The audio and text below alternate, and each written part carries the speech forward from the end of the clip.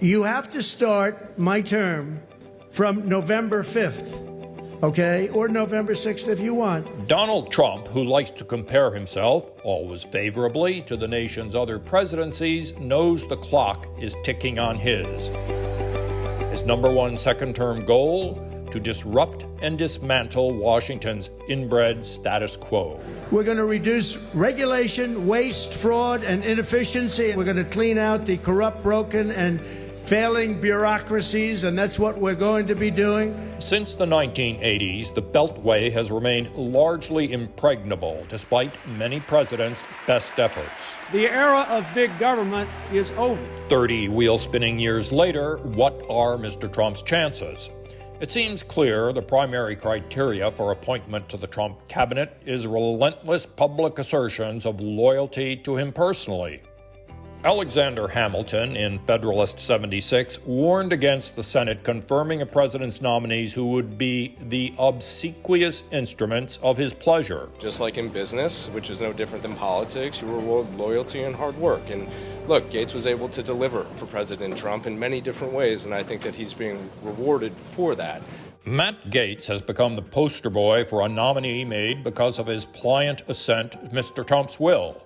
But the Florida congressman's nomination for Attorney General has bogged down in controversy. Do you think that somebody who has been investigated by the DOJ for sex trafficking of a minor should be in charge of the DOJ? It's not my decision, it's the president's decision, but Matt's a colleague, and he's someone who's worked really hard against the weaponization of government, the lawfare that's happened at DOJ. He'd be an instant reformer if given the position, and I understand the pick. Defenders of Mr. Gaetz, such as Elon Musk, say he is the Judge Dredd America needs to clean up a corrupt system and put powerful bad actors in prison. The more pertinent question is whether Mr. Gaetz would in fact succeed at making good on the Trump Beltway reforms. I don't really have a good comment on that one. Bluntly, if the Gaetz confirmation vote were held in the House, he'd fail because so many Republicans abhor him personally, not least because of his role in the pointless nationally televised spectacle that ran Kevin McCarthy out of the speakership. The office of Speaker of the House of the United States House of Representatives is hereby declared vacant. I think that this represents the ripping off of the Band-Aid, and that's what we need to do to get back on track. Donald Trump and Matt Gaetz could not be less alike. Mr. Trump, in private, is a relationship guy. He maneuvers people inside his deals. Thank you very much. Mr. Gaetz does the opposite. He makes people not want to do business with him. Mr. Gates breaks things to break things, and then once he breaks it even more. As Attorney General, he will fail, and the legacy of James Comey and Eric Holder will survive. I've been critical of Jim Comey, but I've also known Jim Comey for, 20, 30 years. He's an honest guy. It's fair to say Mr. Trump's cabinet is a herd of bulls in the china shop. But these nominees also know from experience that it's faster to walk around a floor covered with broken crockery than straight over it. They're going to shake things up. That's exactly what he campaigned on. Doug Burgum, the North Dakota governor heading to Interior, did endless deals to succeed in business and politics. Mr. Trump's EPA administrator, Lee Zeldin, has decent relationships with his home state New York Democrats. While Chris Wright, the nominee heading to Energy, couldn't have succeeded in the tough world of natural gas fracking without persistence and astute relationship skills.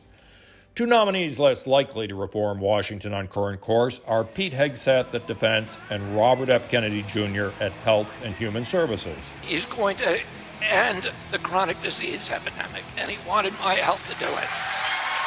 And make America healthy again. RFK Jr.'s targets are Big Food, Big Pharma, the Food and Drug Administration, the National Institutes of Health, the Centers for Disease Control, and eliminating fluoride in water.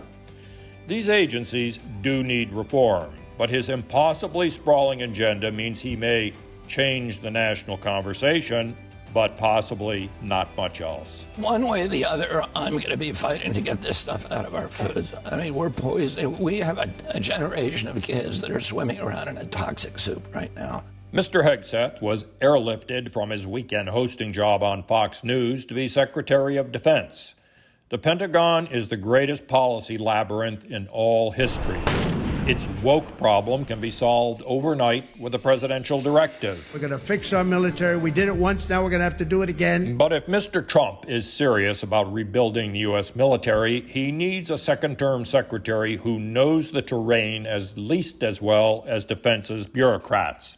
There will be no heavier lift. We're going to work on Middle East, and we're going to work very hard on Russia and Ukraine. It's got to stop. A reason these bureaucracies get away with so much is that so little sunlight reaches them.